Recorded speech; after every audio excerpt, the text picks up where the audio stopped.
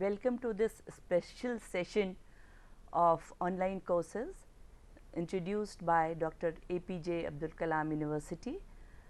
Myself, Dr. Nivedita Lal. I am an associate professor in ITM, Institute of Technology and Management, in the Department of Applied Sciences and Humanities. Today the topic which I have chosen for presentation is interpersonal skills, the foundation of human happiness. Students, the selection of this topic is not at random. It has a deep, you can say it has a deep emotions and feelings inside me that this topic need to be discussed with one and all for a happy journey of our life. Let us introspect that from morning when we get up, technologically we have developed so much that luxuries are there, lifestyle has improved, economic prosperity is there in your families, between your friends, in our colleagues, everywhere these things can be found. But something feels missing. Something is missing in our lives which needs attention. And what is that missing point? We will have to introspect, and we should introspect for living a blissful life. Interpersonal skills are the foundation of human happiness. In this topic, I have prepared the agenda in which the subtitles are: first one is meaning of life, second is definition of human happiness, third is role of interpersonal skills for living a happy life.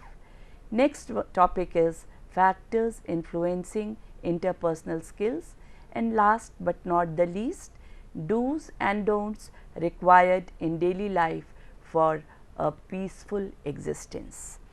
Now, in all our educational organizations, the basic objective is to prepare our pupils for a happy life. Why only talk of educational organizations? Just pay attention to the fact that everywhere in the society, our parents, our colleagues, our friends, all of us want to be happy, all of us want to lead a happy life. Therefore, right from the beginning, early childhood, students are prepared, children are sent to schools, children are given types of value systems. But with the passing away of time, recent times, we have changed our objective from preparing our pals for a happy life to preparing them to earn their bread. If we introspect, we will find that it is just a small dot in the whole circle of life. Perhaps that is the reason why economically well off people are sinking into depression and suffering from various types of mental ailments. Students, of course, economics plays a very important role in our life. Of course, all the luxuries, everything is connected with economics. But is that all?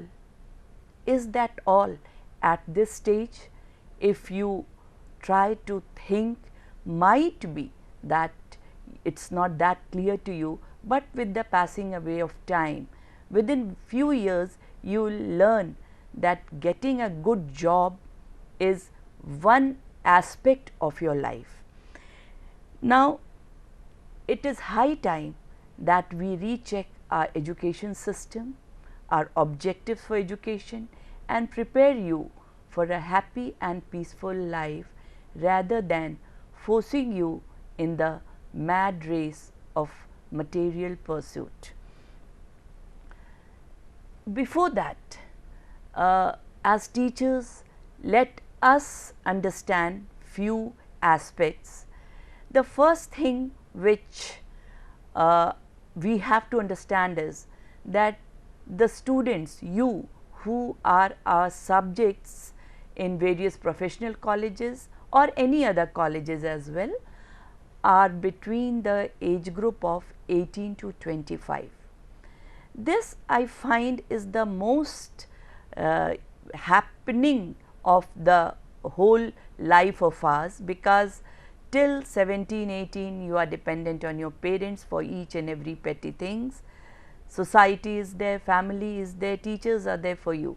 But between 18 and then onwards, it's your turn to pay back whatever you have got from the society, from the people around you.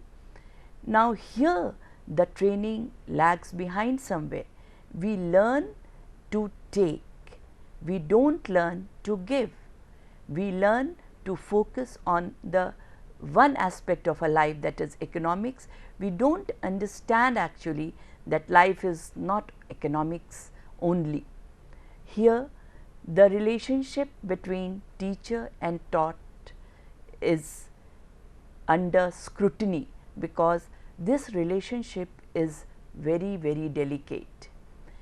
The first step of ours as teachers, I understand, should be of accepting all your theories, assumptions with an open heart, love and understanding. Unless and until you accept a person as he or she it is, it will be very difficult to form any kind of rapport between the two parties. The next step would be naturally to befriend them, and for this purpose, as already we have English labs in our university.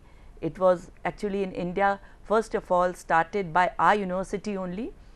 There we get an opportunity to come close to students in a group of 30 to 35 in numbers. There certain closeness, certain intimacy can be developed with our pupils for a better understanding. Our university has already introduced few steps in this direction by training its faculty members through human value workshops. All these opportunities given to we teachers will definitely help us in understanding our students, in coping up with whatever problems besides academics, along with academics, they face. To prepare the background, there are few questions which we have to insert in your minds. To start with, have we ever thought what is the ultimate purpose of our life? Yes, as soon as the new session begins and I have my first semester students with me, I try to put forward and discuss this question. The question answer session starts with, why did you choose this professional branch?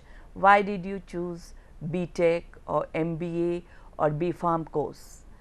Naturally, the answers come immediately. For getting a good job? Okay. Why do you want to get a good job? Naturally, again the reply comes quickly, for leading a happy life. Okay. So, your good job is going to get you a good happy life, it is going to make you happy. Then just ponder over one thing, for how long can a good job give you total blissful life? Because just pay attention to some of the very, very grave facts that we keep on reading in the newspapers. So many IITians, so many people from other prestigious institutes over the world, why are they sinking into depression? Why are they, you can say, why are they committing suicide? Look back at your childhood and see that the central point of your happiness has been constantly shifting, isn't it? At early age, it was sheer mother's or father's company. When you grow up, then it's your siblings' company. As you approach towards your teens, sometimes it so happens that they are boyfriends or girlfriends in your life, and their company is your sole source of energy and happiness. In future, once you tie your nuptial bond, there would be again a paradigm shift in the choice of your company or happiness. Now, then under this circumstance, when we find that the factors of happiness are continuously shifting from one point to another, how can we say that they can be depended upon? How can we depend upon them? Because with the passing away of life, continuously in one continuation we see that after every few years the point of happiness shifts from one commodity or one factor to another. So, now the conclusion is that all those points where we look for happiness keeps on changing with time, situation, etc. If the material world outside our company does not provide us with a stable, happy mental state, then what and where should we look for it? Yes, here lies the answer. We should try, we can look inward, because a happy mental state, a peaceful mindset can be only achieved by developing a positive perspective towards life. The less we depend on the outside world for our peace and happiness, the better it would be for us. Let us take one very simple example. As you have grown into your teens, just recall that someday you wanted a specific bike of a special branch wholeheartedly. Your friend has got it and now you too wanted it, and somehow or the other your father arranged it for you on your birthday, and that was a real blissful moment for you. You are very happy. Along with that happiness, you take out your new bike and you start riding it on the speed of your choice. Suddenly your phone rings, and you stop the bike as instructed by your mom that don't talk while driving, and at the other end was again your mom, who informs that your father has met a severe heart attack and you need be back home immediately. Now just check your mind, check yourself. All the happiness evaporates in one single second. All the happiness, all the masti which you were enjoying, it just shatters away at that point. Friends, we need to develop this understanding that happiness should not be connected with outside scenario, with outside situation, with outside commodities. There has to be peace within us. There has to be positiveness within us if we want to lead a happy life. One very important factor related to this is that we need develop our interpersonal skills actually for true happiness, because we are social beings. We live in a society, we live with the family and colleagues. If we are not comfortable with the surrounding around us, if we are not comfortable with the people and environment around us, we can never be happy, how so much economically strong we are. Considering this in mind, I am trying to highlight 6 traits that can bring tremendous change in our life, as they will directly impact our thought process. First point, first trait, just try it and see the wonderful changes that you will feel inside you. Accept people at your workplace, in your family and friends as they are.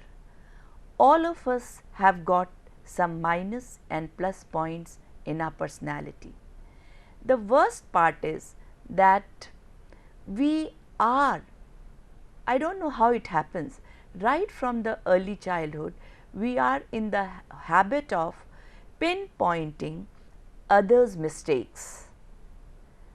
You know, whenever there is a lab during the sessions, I give the students impromptu sessions, like immediately they have to speak, and when I ask them what are your plus points, the answers come quickly, but when I ask them what are your minus points, it is a blank, because you know we are not in the habit of knowing our minus points, knowing our weaknesses, because we are totally busy feeling that others are always at fault, not myself, not ourselves. So, friends, let us accept people around us with what they are. They are also human beings, they will be having some minus points and they will be having some plus points too. Next is, don't bother about other people's opinion, because they may have their personal perspective. Learn to listen to you. Yes, most of the things which we do, it is considering what others think about us. We do most of the things to make others happy, and sometimes in this process we commit blunders. At one or the other point, we realize that we have not lived our life at all. We have been trying to make people happy and through all means, and then realize that it is impossible to make everyone happy. So, develop your own perspective as to what should be done, what should not be done. Understand your personal perspective, which should be based on moral order. Learn to listen to your own conscience for deciding what you have to do in your life. I hope this point should be clear to you. Now, third trait, most of the people around you don't intentionally want to harm you. If you feel hurt or harmed, just forgive, as it might not be intentional. Just look around in your class itself. If you are in second year or third year or first year, whatever may be the case, your personal case. Now, in daily life, every day, so many times we feel hurt, and we also feel at the same time that it has been targeted for you, that people have done it intentionally. Believe me friends, as one of the psychological research shows, none of us, or very few of us rather, do things only to harm others. I will share one of the research papers in sociology which I just came across in 2017. That research had taken round about 25 hardened criminals, people who had murdered some pal or some family member and were behind bars undergoing their imprisonment, were talked to. The researcher who talked to them He was also a 27 years old IIM graduate, and he talked to them. All those criminals had already undergone 10 to 12 years of imprisonment for the crime they had committed. Of course, murder is a heinous crime, but when that research scholar, he talked to them individually, very few of them opined that they had done any wrong. Most of them had a very strong reason for committing the crime. Reason that he had illicit relation with my wife, that's why I killed him. Reason that he had harmed me economically. He was very unfair in the dealing of land possessed by our family, and that's why I had to kill him, and so many reasons. After undergoing such dreadful period of imprisonment, still they could not convince themselves that they had done anything wrong. So, it was an exceptional research, but in our daily life, just think that all the things which we feel that people are doing to harm us, it is not at all intentional, and if it is done because of the other person's personal perspective, and definitely the objective is not to harm you. If we are in the habit of interpreting things in this manner, definitely the stress from our minds which happens because of interpersonal misunderstandings will be reduced to a great extent. Next point, happy and sad situations in our life are two sides of the same coin. The whole human race has to face these situations at one or the other point.